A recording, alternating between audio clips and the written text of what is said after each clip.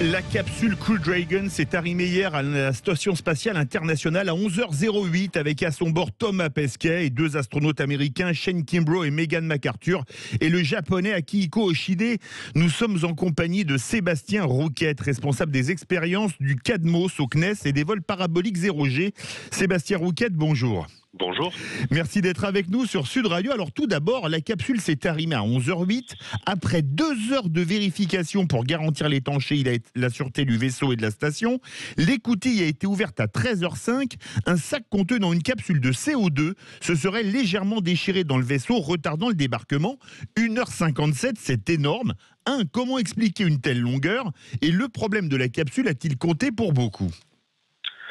Alors le problème de la capsule, je crois pas. Alors j'ai pas vu de rapport là-dessus issu de la NASA. Je pense qu'ils communiqueront si nécessaire sur le sujet, sur le problème. Je pense pas que ce soit un véritable problème pour l'ouverture.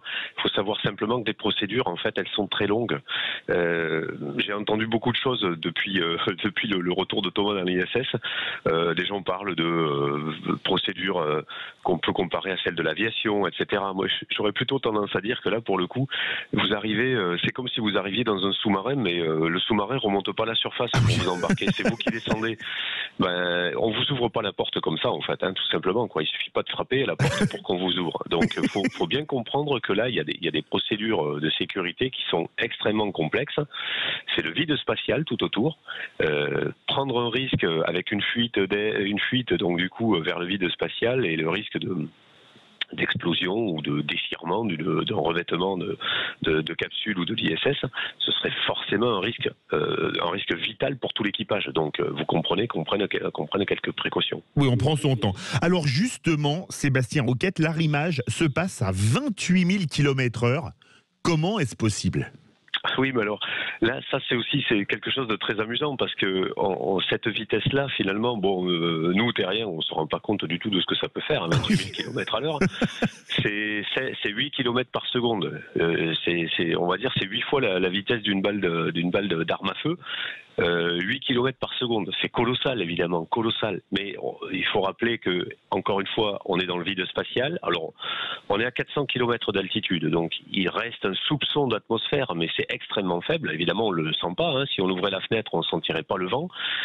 Et puis, les vaisseaux sont à une vitesse relative qui est nulle ou très proche de zéro, parce que l'approche finale, elle se fait à quelques centimètres par seconde. Donc, c'est très faible. C'est extrêmement faible. Donc les 28 000 km/h, finalement, ils n'en ont conscience que lorsqu'ils regardent à la fenêtre ou lorsqu'ils sont en sortie extravéhiculaire. Et là, ils voient effectivement la Terre défiler sous leurs yeux comme une grosse boule. Mais c'est 28 000 km/h, encore une fois. On n'a pas conscience de ce que ça fait. Entre deux passages du regard à la fenêtre, on est en Nouvelle-Zélande, on se retrouve en France. C'est ça à peu près? Ouais, c'est sûr qu'il faut quand même bien suivre, parce que là, faut être très fort en géographie. Les blind tests dans l'espace, quand on dit, allez, tu regardes à la fenêtre et tu nous dis, t'as 30 secondes pour nous dire sur quel continent on survole ou quelle zone on survole, parce qu'on voit pas forcément un continent en entier. C'est quand même un sport, la géographie depuis l'ISS. Alors justement, Sébastien Rouquette, le voyage a duré environ 24 heures alors que la station est à 400 km d'altitude. Je vais faire une remarque de béotien, on me l'a faite aussi, ça fait un peu plus de 15 à l'heure de moyenne, c'est-à-dire la vitesse sur le périphérique toulousain à 8 heures du matin. Comment pouvez-vous expliquer ça aux béotiens que nous sommes tous ?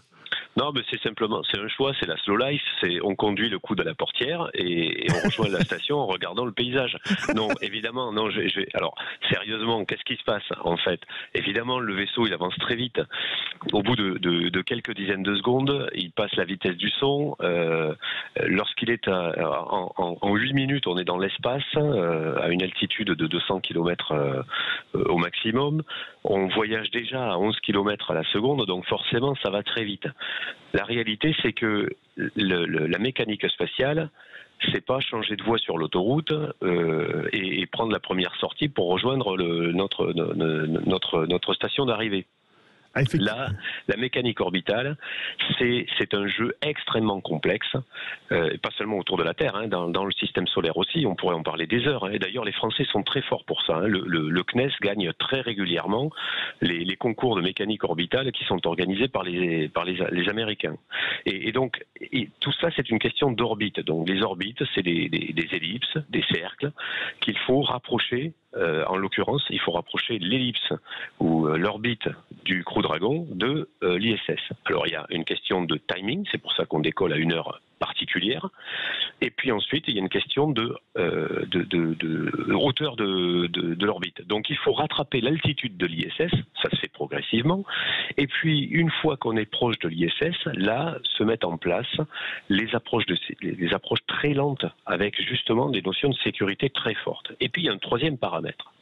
Ce troisième paramètre, c'est le phasage de la vie à bord de l'ISS. Les astronautes, quelques jours avant leur départ, ils sont calés sur l'heure de l'ISS. L'heure de l'ISS, on a de la chance en Europe, c'est l'heure GMT, donc c'est l'heure en France moins 2 heures. D'ailleurs, à l'heure qu'il est, les astronautes vont se réveiller dans l'ISS. Et du coup, alors, si Thomas écoute Sud Radio... on le salue. Voilà. Et donc, les astronautes ont aussi besoin de repos. Donc, ils ont décollé hier à midi. Ils ont décollé, pas hier, avant-hier, à midi, on va dire à peu près, hein, heure française. Donc, s'il faisait 10 heures du matin.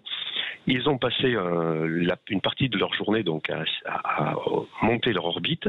Et ils se retrouvent en fin de soirée à être en capacité de s'arrimer à l'ISS. On ne va pas faire cette opération la nuit. Tout le monde va être fatigué dans l'ISS et dans le vaisseau. Donc, on envoie tout le monde se reposer. Et après une bonne nuit de sommeil, une fois que tout le monde se réveille, on met en place la phase d'amarrage. Extraordinaire. Mon cher Sébastien Rouquette, je rappelle que vous êtes responsable des expériences du CADMOS au CNES et des vols paraboliques 0G. On vous rappellera dans les semaines qui viennent pour faire le point des expériences. Vous êtes partant ? Ah ben on aura beaucoup de plaisir à vous parler de ça, parce que ça c'est vrai que depuis 2 jours on goûte avec beaucoup de gourmandise le départ de Thomas. Je pense que tout le monde est super fan de cette aventure-là. Oui. Encore plus que pour Proxima, parce que à l'époque de Proxima, Thomas avait déjà pas mal de gens dans son sillage, hein, de followers comme on dit en français. Et aujourd'hui, je pense que cette capacité de communication elle a été décuplée. Nous à l'époque, on a été mis en lumière par sa présence dans l'ISS. On était très contents au CNES et en particulier au CADMOS de pouvoir parler de notre travail. Ça a été un grand plaisir. C'est un travail qu'on fait, y compris et surtout, j'allais dire, dans l'ombre, hein, parce que les astronautes comme Thomas, on n'en a pas toujours. En tous les cas, en France, c'est le seul aujourd'hui à avoir ce rôle-là. Donc, on aura forcément beaucoup de plaisir à vous parler de tout le programme scientifique qu'on prépare pour lui. On suivra ça avec vous, Sébastien Rouquette. Merci beaucoup. Je rappelle que vous êtes responsable des expériences du CADMOS au CNES et des vols paraboliques 0G.